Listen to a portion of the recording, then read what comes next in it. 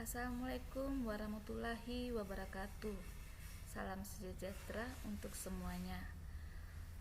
Pada hari ini saya akan menyampaikan materi seni budaya, yaitu seni musik.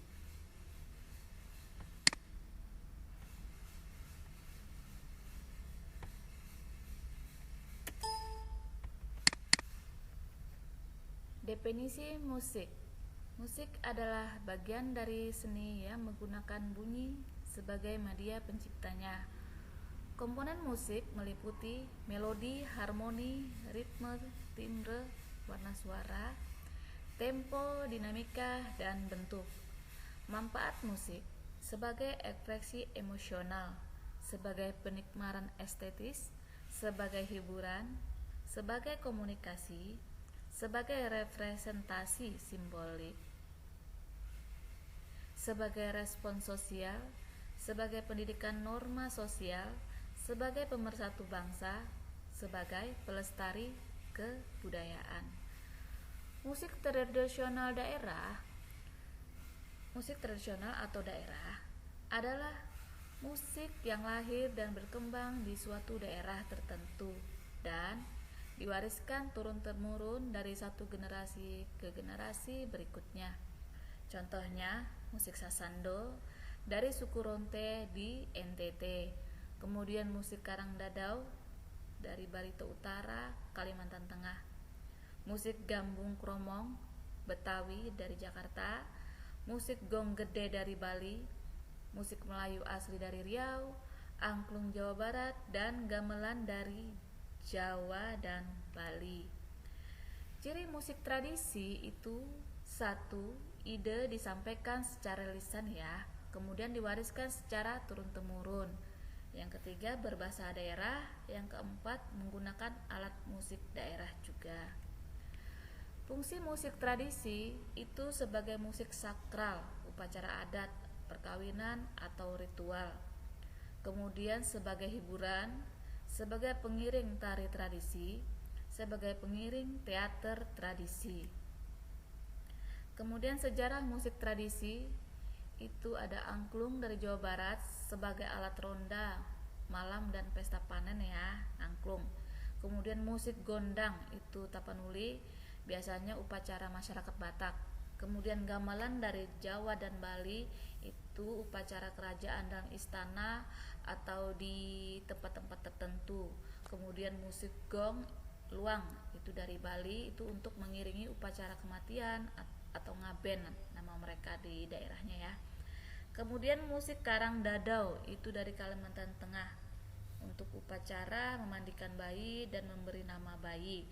Kalau dalam istilah kita di sini itu tasniah. Kemudian tokoh musik tradisi itu ada Daeng Sutikna dan Imam Sukayat dari Jawa Barat. Ya mungkin sekarang ini entah mereka masih hidup atau tidak, kita tidak tahu ya. Kalian bisa carilah nanti di Google. Kemudian itu mengembangkan musik angklung yang semula spontanis menjadi diatonis. Yang kedua, Ki Hajar Dewantara dan Ki Narto Sabdo itu dari Jawa, itu mengembangkan musik gamelan dengan sistem sariswara dan wande. Kemudian ada Joko S dari Jakarta, itu pencipta ondel-ondel ya. Ibu pernah ketemu itu namanya ondel-ondel. Dia sangat cantik dan unik, dan dalam bentuknya tuh besar seperti orang atau patung besar gitu. Kemudian Petrus Kaseke dari Minahasa itu membuat kolintang dengan 2 set oktav nada diatonis, kemudian 3,5 oktav nada kruis, kemudian natural, dan itu pada tahun 1960. Unsur-unsur teknik vokal seni adalah ungkapan perasaan seseorang yang dituangkan ke dalam kreasi dalam bentuk gerak, rupa, nada syair yang mengandung maksudnya unsur-unsur keindahan dan dapat mempengaruhi perasaan orang lain ya. Teknik vokal adalah cara memproduksi suara yang baik dan benar sehingga suara yang keluar terdengar jelas, indah, merdu, dan nyaring. Unsur-unsur teknik vokal itu ada artikulasi. Artinya Cara pengucapan kata demi kata yang baik dan jelas, baik huruf vokal A, I, U, E, O. Nanti kita akan praktekkan ya. Untuk sementara kita teori dulu. Maupun huruf konsonan, hal yang perlu diperhatikan adalah mulut dibuka lebar, kira-kira selebar 3 jari. Rahang diturunkan serendah mungkin ketika membuka mulut. Kemudian bibir bawah menekan gigi seri bawah. Gigi seri tertentu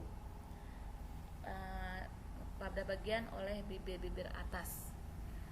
Kemudian ada pernapasan, itu adalah usaha untuk menghirup udara sebanyak-banyaknya, kemudian disimpan dan dikeluarkan sedikit demi sedikit sesuai dengan keperluan. Pernapasan dibagi 3 jenis, yaitu pernapasan dada, cocok untuk nada-nada rendah, penyanyi mudah lelah ya. Kemudian pernapasan perut, udara cepat habis, kurang cocok digunakan dalam menyanyi karena akan cepat lelah. Pernapasan diafragma adalah pernapasan yang paling cocok digunakan untuk menyanyi karena udara yang digunakan akan mudah teratur pemakaiannya, mempunyai power dan stabilitas vokal yang baik. Nanti kita akan memperhatikan juga di saat ada pertemuan dalam kelas tatap muka, kita akan sama-sama bernyanyi ya.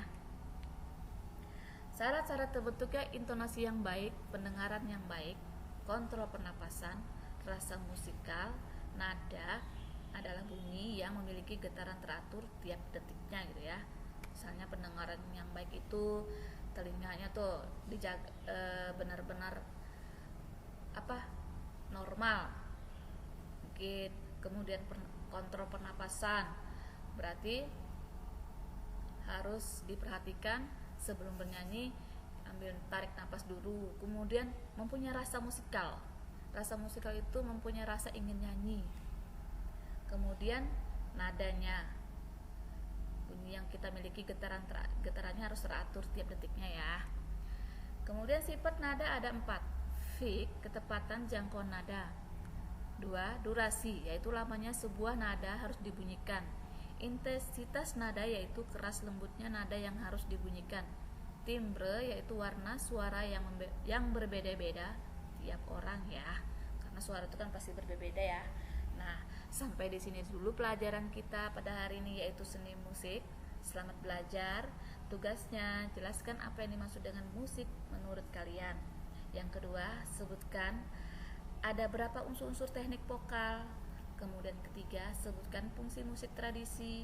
Yang keempat, musik apa yang kalian ketahui dan kalian suka, mengapa, jelaskan.